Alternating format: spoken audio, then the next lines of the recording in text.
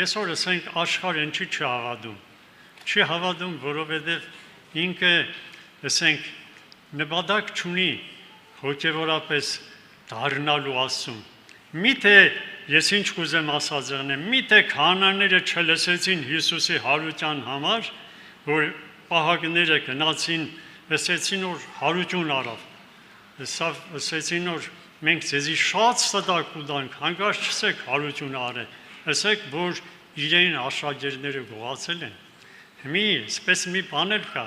կրնա ասենք մարդը հավատա, որ հարություն արե, բայց չուզենա, որ հարուցյալ Քրիստոսին ընդունե իրեն փրկիչը, իրեն Աստվածը, իրեն հավիտենական Տերը, կարճած լինի այս երկրավոր կյանքին,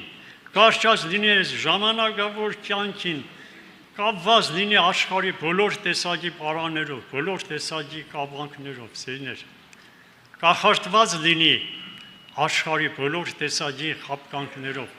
Այսօր Աստված գուզե, որ մենք իրապես հավատանք, բոլոր բաները կանցնի բոլորիս համար, ընդամենը հնարավորություն է տված ժամանակավոր մեզի, որ մենք հավատքով Քրիստոսի հաճելությունը, ասենք, հարություն ընդունենք մեր անձնագանի համար, առաջին հերթին մեր անձնական կյանքի, հավիտենական կյանք ունենալու համար Հիսուսի հետ, եւ երկրորդ հերթին հերթականությամբ թող լինի մեր ընտանիքի անդամների, մեր քույր եղբայրների, մնացած ժողովրդի համար։